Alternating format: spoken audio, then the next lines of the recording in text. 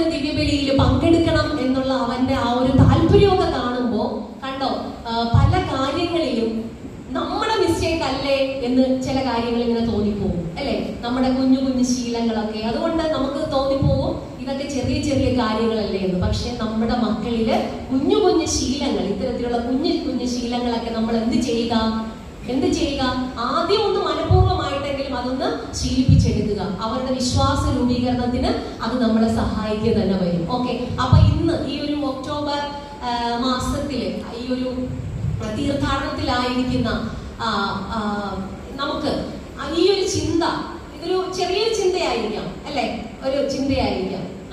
പക്ഷെ ഈ ഒരു കുഞ്ഞു കുഞ്ഞു ശീലങ്ങളൊക്കെ എന്താണ് നമ്മുടെയൊക്കെ ആ ഒരു ജീവിതത്തിൽ ഇങ്ങനെ തിരിച്ചു കൊണ്ടുവരാം അല്ലെ. ചിലപ്പോൾ നമ്മുടെയൊക്കെ വീടുകളിൽ ഇങ്ങനെ ഉണ്ടായിരുന്നതാണ് അല്ലെ, സന്ധ്യാപ്രാർത്ഥനകളും ഇങ്ങനെ ഒരുമിച്ചിരുന്ന് തമാശകൾ പറയുന്നതും, ഒരുമിച്ചിരുന്ന് കളിക്കുന്നതും, ഒരുമിച്ചിരുന്ന് ചിരിക്കുന്നതും, ഒരുമിച്ചിരുന്ന് യാത്രകൾ ചെയ്യുന്നതും. ഇതിനൊന്നും സാമ്പത്തികമായിട്ടുള്ള എന്താണ് നമുക്ക് ഒത്തിരി കാശുണ്ടെങ്കിലേ നമുക്ക് ഇങ്ങനെയൊക്കെ ചെയ്യാൻ പറ്റുമെന്നാണോ? അല്ല അല്ലെ. അപ്പോൾ നമ്മുടെ കുഞ്ഞു കുഞ്ഞു സന്തോഷങ്ങളെ നമ്മൾ തന്നെ എന്ത് ചെയ്യുക, നമ്മുടെ കുടുംബങ്ങളിൽ തിരിച്ചെടുക്കുക. ഓക്കെ, അങ്ങനെയുള്ള ഒരു ചലഞ്ച് ഈ ഒരു ഒക്ടോബർ മാസം പരിശുദ്ധ അമ്മ നമുക്ക് നൽകുന്നുണ്ട്. ഇനി ഒരു ചിന്ത എനിക്ക് ഞാൻ നൽകാനായിട്ട് ആഗ്രഹിക്കുന്നത്, അതായത് ഫ്രാൻസിസ് പാപ്പ നമുക്ക് നൽകുന്ന മനോഹരമായിട്ടുള്ള ഒരു ആശയമാണ്. അതായത് നമ്മളൊക്കെ പല സന്ദർഭങ്ങളിൽ, പല ഇടങ്ങളിൽ, അല്ലെങ്കിൽ നമ്മുടെ ഇടവകളിലായിക്കോട്ടെ, നമ്മുടെ കുടുംബങ്ങളിലായിക്കൊള്ളട്ടെ, നമ്മുടെ എന്താണ് കോളേജ്, അല്ലെങ്കിൽ നമ്മളായിരിക്കുന്ന ഏത് സ്ഥലത്തോ ആയിരിക്കട്ടെ, പലതരത്തിലുള്ള ഒറ്റപ്പെടലുകളും പലതരത്തിലുള്ള എനിക്ക് ആരുമില്ല ഓക്കെ എന്നുള്ള ആ ഒരു അനാഥത്വ മനോഭാവവും ഒക്കെ പലപ്പോഴായിട്ട് നമ്മുടെയൊക്കെ ഉള്ളിൽ കടന്നുകൂടിയിട്ടുണ്ട്. ഉണ്ടോ? എപ്പോഴെങ്കിലും നമ്മൾ അങ്ങനെ ഒരിക്കലെങ്കിലും അങ്ങനെ ചിന്തിക്കാത്ത ആരെങ്കിലും ഉണ്ടോ? ഇല്ല അല്ലേ. പക്ഷേ ഫ്രാൻസിസ് പാപ്പ നമ്മൾ ഓർമ്മിപ്പിക്കുന്ന ഒരു കാര്യമാണ്, ക്രിസ്ത്യാനികൾ അനാഥരല്ല. കാരണം നമുക്ക് എല്ലാവർക്കും ഒരമ്മയുണ്ട്. ആരാണ്? പരിശുദ്ധ അമ്മ. അപ്പൊ നമുക്ക് എല്ലാവർക്കും സ്വന്തമായിട്ട് പരിശുദ്ധ അമ്മയുണ്ട്. അതുകൊണ്ട് തന്നെ നമ്മുടെയൊക്കെ ജീവിതങ്ങളിൽ അനാഥത്വ മനോഭാവം ഒരിക്കലും ഉണ്ടാകാൻ പാടില്ല. അത് വളരെ വലിയൊരു തെറ്റാണെന്ന് കൂടെ നമ്മെ ഓർമ്മിപ്പിക്കുകയാണ് അല്ലെ. പല സന്ദർഭങ്ങളിൽ അല്ലെ നമ്മൾ ചിലപ്പോ എങ്ങനെ എന്താണ് സങ്കടകരമായിട്ടുള്ള ഒരവസ്ഥയിലൂടെ കടന്നു പോകുന്നതായിരിക്കും, ഒരു ഒറ്റപ്പെടലിലൂടെ കടന്നു പോകുന്നതായിരിക്കും. പക്ഷെ ഒരിക്കലും എന്തുണ്ടാകരുത്, ഒരു അനാഥത്വ മനോഭാവം, ഞാൻ ഒറ്റയ്ക്കാണ്, എനിക്ക് ആരും ഇല്ല എന്നുള്ള ഒരു ചിന്ത നമ്മളത് ഉപേക്ഷിക്കുക. കാരണം ക്രിസ്ത്യാനികൾ അനാഥരല്ല. നമുക്ക് ഒരമ്മയുണ്ട്, പരിശുദ്ധ അമ്മ നമുക്ക് സ്വന്തമായിട്ടുണ്ട്. ഒരു അമ്മ അല്ലേ, ഒരു അമ്മയുടെ ഒരു സാന്നിധ്യം നിങ്ങളൊന്ന് ആലോചിച്ച് നോക്കിക്കുക. നമ്മുടെ കുടുംബങ്ങളിൽ ഒരു അമ്മ എന്ന് പറയുമ്പോൾ ശരിക്കും ഒരു ഭവനമാണ് അല്ലേ, ആണോ? ഒരു അമ്മ സിംബലൈസ് ചെയ്യുന്ന എന്താണ്? ഒരു വീട് അല്ലേ, ഒരു ഭവനം ആണോ? ആണ് അല്ലേ. അപ്പൊ ഒരു വീടിന്റെ സുഗന്ധവും ഒരു വീടിന്റെ മണവും ഒരു വീടിന്റെ സ്വാദും ഒക്കെ നമുക്ക് അനുഭവിക്കാൻ പറ്റുന്നത് ഒരമ്മയുടെ പ്രസൻസ് ആണ് അല്ലേ. ഒരമ്മ ഒരിടത്തുണ്ടെങ്കിൽ നമുക്ക് പറയാം അവിടെ ഒരു വീടാണ്, അവിടെ ഒരു വീടുണ്ട് അല്ലേ, അവിടെ മക്കളുണ്ട് അല്ലേ, അവിടെ സഹോദരങ്ങൾ ഉണ്ടെന്നൊക്കെ നമുക്ക് ചിന്തിക്കാം. ഓക്കെ, അപ്പൊ ഒരു വീടെന്ന നിലയ്ക്ക് നമ്മളെല്ലാവരും എന്താണ്, ആ വീട്ടിലെ നമ്മുടെയൊക്കെ വീടുകളിലേക്ക് ഒന്ന് വന്നേ, അവിടെ നമുക്ക് അമ്മ ഉണ്ടാകും, മക്കൾ അല്ലേ, നമ്മളുണ്ട്, പിന്നെ സഹോദരന്മാരല്ലേ. അവിടെ സംഭവിക്കുന്ന ഒരു കാര്യമുണ്ട്, ശണ്ട കൂടുവോ?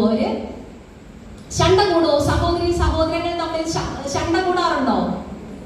എന്റെ വീട്ടിൽ ഒരുപാട് കൂടും, എന്നും കൂടും, ശണ്ട കൂടും. പക്ഷെ കുറച്ച് സമയം കഴിയുമ്പോൾ ഒരു പ്രത്യേകതയുണ്ട്, അവര് തോളോട് തോൾ ചേർന്ന് എന്ത് ചെയ്യും, കളിച്ച് സന്തോഷത്തോടു കൂടെ നടക്കും അല്ലെ. അവർ ശണ്ട കൂടിക്കോട്ടെ, പക്ഷെ ആ ശണ്ട കൂടലിനപ്പുറവും ഒരൈക്യം അവിടെ പ്രബലപ്പെട്ടു വരുന്നു എന്നാണ് അല്ലേ. ആണോ? ആണ്. ഓക്കെ, അപ്പോ നമുക്കെല്ലാവർക്കും ക്രിസ്ത്യാനികളായ നമ്മളെല്ലാവരെയും സംബന്ധിച്ച് നമുക്ക് സ്വന്തമായിട്ട് പരിശുദ്ധ അമ്മയുണ്ട്, ഒരമ്മയുണ്ട് അല്ലെ. നമ്മുടെ ഇടവകകളിൽ അല്ലെങ്കിൽ നമ്മുടെ കുടുംബങ്ങൾ നമുക്ക് ശണ്ട കൂടാം, പക്ഷേ നമ്മളെ എല്ലാം അവസാനം എന്താണ്, ആ ശണ്ട ശത്രുതയിലേക്കാണോ നമ്മളെ നയിക്കുന്നത്? അല്ല അല്ലേ. ഒരു ഐക്യം അവിടെ പ്രബലപ്പെട്ട് വരണം അല്ലേ. അപ്പൊ അങ്ങനെ നമ്മൾ നോക്കുമ്പോൾ ഒരേ ഒരു അമ്മ, പരിശുദ്ധ അമ്മ, നമ്മളെല്ലാവരും മക്കളാണ്. മക്കളെന്ന് പറയുമ്പോൾ നമ്മളെല്ലാവരും സഹോദരി സഹോദരന്മാരാണ്. ഓക്കെ, അപ്പൊ ഈ ഒരു ചിന്ത കൂടെ നിങ്ങൾക്ക് നൽകാൻ ആഗ്രഹിക്കണം. അപ്പൊ ക്രിസ്ത്യാനികൾ അനാഥരാണോ? അല്ല. ഇനി നമ്മുടെയൊക്കെ ജീവിതം എടുത്താൽ നമ്മൾ ഭാഗ്യം ചെയ്തവരാണ് എന്ന ചിന്തയുള്ളവരൊന്ന് കൈമുക്കിക്കേ. കൊള്ളാം, വെരി ഗുഡ്. ഭാഗ്യം ചെയ്തവരാണ് ഞാനും നിങ്ങളും ഒക്കെ. എന്തുകൊണ്ടാണ്? ഏതെങ്കിലും സന്ദർഭങ്ങളിൽ നമ്മൾ അനാഥത്വത്തിലേക്ക് പോകുന്നുണ്ടോ? ഇല്ല. നമുക്ക് സ്വന്തമായിട്ട് അല്ലേ, നമുക്ക് പറയാനായിട്ട് ഒരമ്മയുണ്ട്, പരിശുദ്ധ അമ്മയുണ്ട്. അപ്പൊ നമ്മൾ ഓർക്കുക, ക്രിസ്ത്യാനികൾ ഒരിക്കലും അനാഥരാകുന്നില്ല. അങ്ങനെയൊക്കെ ഉള്ള ആ ഒരു ചിന്തയുള്ളപ്പോ നമ്മൾ നേരെ എങ്ങോട്ടേക്ക് നോക്കുക? പരിശുദ്ധ അമ്മയിലേക്ക് നോക്കുക, അല്ലേ? പരിശുദ്ധ അമ്മ. നമുക്ക് കൃപയെല്ലാം എവിടെ നിന്നാണ് ലഭിക്കുന്നത്? കൃപ ലഭിക്കുന്നത് എവിടെ നിന്നാണ്? അമ്മയിൽ നിന്നാണോ? എവിടെ നിന്നാണ്? യേശുവിൽ നിന്നാണ്, അല്ലേ? അമ്മയ്ക്കുള്ള സ്ഥാനം എന്താണ് അവിടെ? ആ കൃപയെ നമുക്ക് പിടിച്ചു തരുന്നു, അല്ലേ? ഈശോയിൽ നിന്ന് പിടിച്ച് ആ ഒരു കൃപ നമുക്ക് നൽകുന്നു, അല്ലേ? ആ ഒരു മീഡിയേറ്റർ ആയിട്ട് അമ്മ പ്രവർത്തിക്കുകയാണ്. ഓക്കെ, അപ്പോ നമ്മുടെയൊക്കെ ആ ഒരു ജീവിതങ്ങളിൽ ഒരിക്കലും നമ്മൾ അത് മനഃപൂർവ്വമായിട്ടായാൽ പോലും നമ്മൾ അങ്ങനെ സ്വായത്തമാക്കേണ്ട ഒരു ചിന്ത ഇതാണ്: നമ്മൾ ഒരിക്കലും അനാഥരാകുന്നില്ല എന്നുള്ള ഒരു ചിന്ത, നമ്മൾ ഒരിക്കലും ഒറ്റപ്പെടുന്നില്ല എന്നുള്ള ഒരു ചിന്ത. ഇനി അവസാനമായിട്ട് നൽകാൻ ആഗ്രഹിക്കുന്ന ഒരു ചിന്ത എന്ന് പറയുന്നത്, നമ്മള് പരിശുദ്ധ അമ്മയ്ക്ക് പല വിശേഷണങ്ങൾ നൽകും, അല്ലേ? ആണോ? കുറച്ച് വിശേഷണങ്ങൾ പറയാമോ പരിശുദ്ധ അമ്മയെ കുറിച്ച്? വിശ്വാസത്തിന്റെ മാതൃകയാണ്, ദൈവമാതാവാണ്, ലോകരാജ്ഞിയാണ്. ഒത്തിരി വിശേഷണങ്ങൾ നമുക്ക് നൽകാൻ പറ്റും, അല്ലേ? ആണ്. എന്താണ്? പ്രത്യാശയാണ് അമ്മ, അല്ലേ? പ്രത്യാശ നൽകുന്നവളാണ് അമ്മ. അങ്ങനെയൊക്കെ തോന്നിയിട്ടുണ്ടോ? നമുക്ക് പ്രതീക്ഷ നൽകുന്നവളാണ് പരിശുദ്ധ അമ്മ എന്നൊക്കെ തോന്നിയിട്ടുണ്ടോ? നമ്മുടെയൊക്കെ ജീവിതത്തില് തോന്നിയിട്ടുണ്ടോ?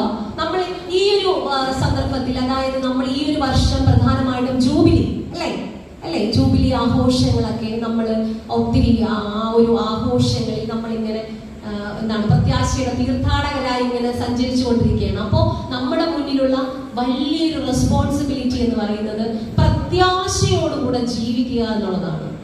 എങ്ങനെ? പ്രത്യാശയോടുകൂടെ ജീവിക്കുക എന്നുള്ളതാണ്. അത് നമുക്ക് മുന്നിൽ നൽകുന്ന, ഇത് സത്യത്തിൽ ഒരു വെല്ലുവിളിയാണ്. നമ്മൾ പലപ്പോഴും ചിന്തിച്ചിട്ടുണ്ടാവും, നമ്മുടെ അമ്മച്ചിമാരായാലും അവര് ചിന്തിക്കുന്ന ഒരു ഇതെന്ന് വെച്ചാല് ഒത്തിരി സഹിച്ചാലേ നമുക്ക് രക്ഷ കൈവരിക്കാൻ പറ്റൂ എന്നൊക്കെ ഇങ്ങനെ ഞാനും കേട്ടിട്ടുണ്ട് ചില അമ്മച്ചിമാർ പറയുന്നത്. അത് ശരിയാണോ? നിങ്ങൾക്ക് എന്താണ് തോന്നുന്നത്? അങ്ങനെയാണോ? സഹിക്കാനാണോ ദൈവം തമ്പുരാൻ നമ്മളെ ഇങ്ങനെ ഭൂമിയിലേക്ക് അയച്ചിരിക്കുന്നത്? ആണോ? അല്ല, അല്ലേ? അപ്പോ എത്രത്തോളം ആനന്ദത്തോടെ, എത്രത്തോളം സന്തോഷത്തോടു കൂടെ ഈ ഭൂമിയിൽ ആയിരിക്കാൻ പറ്റുമോ അതാണ് നമ്മുടെ വിജയം. ദൈവം തമ്പുരാൻ ആഗ്രഹിക്കുന്നതും അത് തന്നെയാണ്. പക്ഷേ സഹനങ്ങളില്ലാത്ത ഒരു ജീവിതം നമുക്ക് ചിന്തിക്കാൻ പറ്റുമോ? ഇല്ല. പക്ഷേ ആ സഹനങ്ങൾക്കിടയിലും എത്രത്തോളം ആനന്ദത്തോടെ എനിക്കത് ഏറ്റെടുക്കാൻ പറ്റുന്നു എന്നതാണ് എന്റെ വിജയം എന്ന് പറയുന്നത്. മനസ്സിലായല്ലോ? അപ്പോ നമ്മളെ സംബന്ധിച്ച് പ്രത്യാശയോടുകൂടെ ആയിരിക്കുക എന്നുള്ളത് അത് വലിയൊരു വെല്ലുവിളിയാണ്. പരിശുദ്ധ അമ്മയെ എടുക്കുമ്പോൾ, അല്ലേ, എന്താണ് നമുക്ക് പരിശുദ്ധ അമ്മ നമ്മെ ഓർമ്മപ്പെടുത്തുന്ന ഒരു കാര്യം ഇതാണ്. അതായത് മനുഷ്യരെ കാണുന്നതിനുള്ള ആനന്ദം നമ്മൾ ആഘോഷമാക്കുക എന്നുള്ളതാണ്. പരിശുദ്ധ അമ്മ എന്താണ്, എലിസബത്തിനെ സന്ദർശിക്കാനായിട്ട് പോകുന്നു, അല്ലേ? തിടുക്കത്തിൽ, അല്ലേ? ഞാൻ പറഞ്ഞു അമ്മയ്ക്ക് കുറെ വിശേഷണങ്ങൾ നമ്മൾ നൽകുന്നുണ്ട്. പക്ഷെ ഞാൻ ഈ ഇടക്കാലത്ത് ചിന്തിച്ചതിൽ എനിക്ക് ഏറ്റവും അട്രാക്റ്റീവായിട്ട് തോന്നിയ ഒരു ചിന്ത ഇതാണ്: തിടുക്കക്കാരിയായ പരിശുദ്ധ അമ്മ. നിങ്ങൾക്ക് എന്ത് തോന്നുന്നു? ആ തിടുക്കക്കാരിയായ ഒരു കന്യക, അല്ലെ?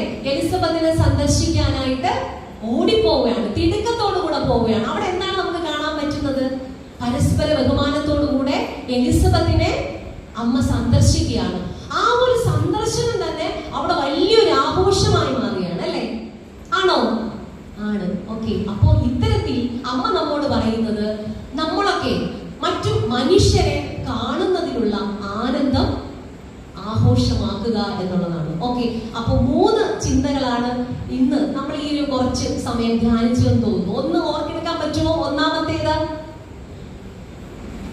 കുഞ്ഞു ശീലങ്ങൾ അല്ലെ, കുഞ്ഞു കുഞ്ഞു ശീലങ്ങൾ. ഒരുമിച്ച് നമ്മൾ പ്രാർത്ഥിക്കുന്നു, ഒരുമിച്ച് ഭക്ഷണം കഴിക്കുന്നു അല്ലെ, ഒരുമിച്ച് കളിക്കുന്നു, ഒരുമിച്ച് യാത്രകൾ ചെയ്യുന്നു. ഈ കുഞ്ഞു കുഞ്ഞു ശീലങ്ങൾ നമ്മൾ അഭ്യസിക്കുക. രണ്ടാമതായിട്ട് ഓർക്കുന്നുണ്ടോ, നമ്മൾ അനാഥരാണോ? അല്ല അല്ലെ. പരിശുദ്ധ അമ്മ നമ്മെ ഇങ്ങനെ നിരന്തരം ഓർമ്മിപ്പിച്ചുകൊണ്ടിരിക്കുന്നു, നമ്മൾ അനാഥരല്ല, ക്രിസ്ത്യാനികൾ അനാഥരല്ല, നമ്മൾ ഭാഗ്യം ചെയ്തവരാണ്. മൂന്നാമത്തെ പോയിന്റ് പറയാവോ? മനുഷ്യരെ കാണുന്നതിനുള്ള ആനന്ദം ആഘോഷമാക്കുക. ഓക്കെ, അപ്പൊ നമുക്ക് വൈൻഡപ്പ് ചെയ്യാം.